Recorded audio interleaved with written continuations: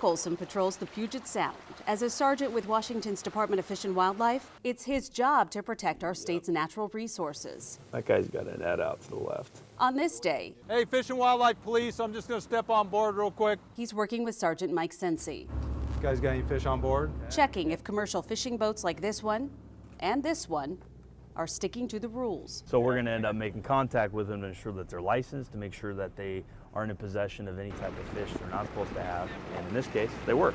So there you go. That's how we're out to do. Make sure people have compliance for these fisheries. Have a good day. Sergeant Sensi is the Deputy Chief of Enforcement west of the Cascades. You know, people often ask me, well, now that fishing season's over, or hunting season's over, well, what do you guys do?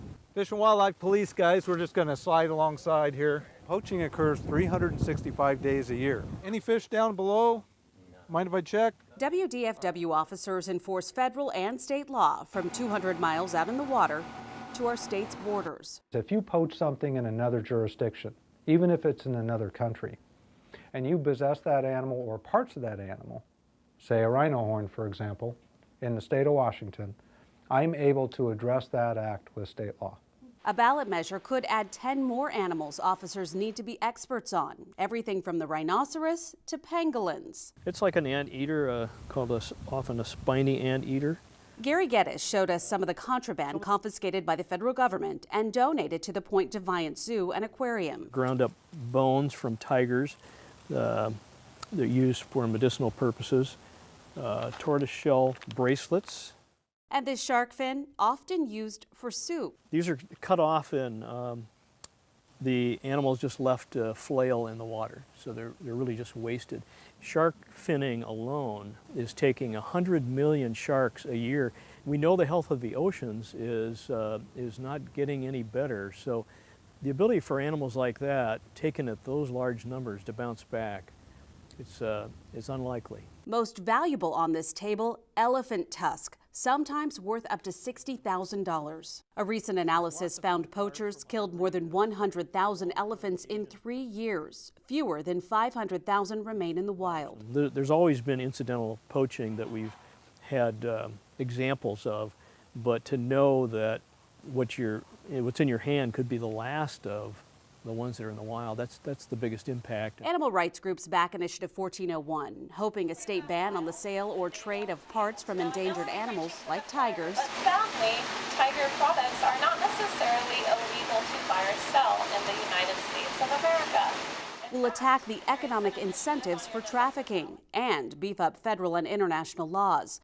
Since 2010, 1401 supporters say U.S. Fish and Wildlife seized more than 50 illicit animal products in Washington, but no one went to jail. Well, what this initiative is attempting to do is, on a state level, add some teeth to the legal system for enforcement. So this comes with stiffer fines, possibly imprisonment. It's worth that, in our opinion, because of the decline that's happening so rapidly. I paid $18 for this.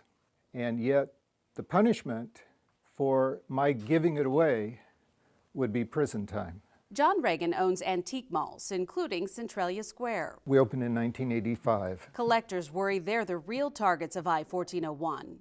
The frame is elephant ivory, and the value of this portrait would probably be about $300. Under 1401, selling this is a felony. Unless you can document its age, and that age is more than 100 years old. And in this case, it's not 100 years old. But if it was, would we have the documentation? It's doubtful. Same goes, he says, for these trinkets. These are probably 40, 50 years old. They are elephant ivory. Even these vintage weapons. This is a Masonic Lodge decorative sword. And as you can see, the handle appears to be ivory. This would definitely be an item that would be illegal to sell. Right now, dealers are allowed to sell ivory on the market before 1989. The assumption, it was legally imported and does not contribute to the current poaching crisis, which 1401 aims to address. This is a huge issue, and they want to feel like they're doing something. And the problem is that there's not much we can do here in the United States, because the United States is not a port of entry for illegal ivory. The poachers that take the ivory are in Africa, and the investors that buy the ivory are in China. Instead of the attention being focused on China and Africa, it'll be focused on people like me. Collectors say just to feel better, voters could inadvertently create another problem. Someone has to determine what's authentic. I can see a customer coming through and saying, oh, they have an ivory knife, when in fact it's not ivory, it's a composite. You know, if somebody walks through here with sea turtle skin boots, I'm probably going to catch that one. But I didn't know what a pangolin was until just a few months ago. So there's going to have to be some education there. Fish and Wildlife is not for or against I-1401. Fish and Wildlife Police, we're just going to come alongside for a quick check, okay? But would be tasked with enforcing it. You know the law, that's good. And Sergeant Sensi has questions about jurisdiction. My state inspection authority right now allows me to go into a restaurant and trace seafood all the way back to origin. I don't have something similar with regard to an antique store. There's also the issue whether the agency has additional time to investigate 1401 related complaints. Haven't seen you guys out here before. No? That's not good. We're stretched pretty thin. The initiative provides no money for more officers. I am very concerned about the world's flora and fauna, but my first concern is Washington State's natural resources. And I barely have enough folks in order to prosecute our basic mission. It's not perfect, but we think that it's fair. We have to act quickly. We cannot sit on our hands. We have to be forceful with some kind of action. Otherwise, we won't have these fantastic animals in the wild at all.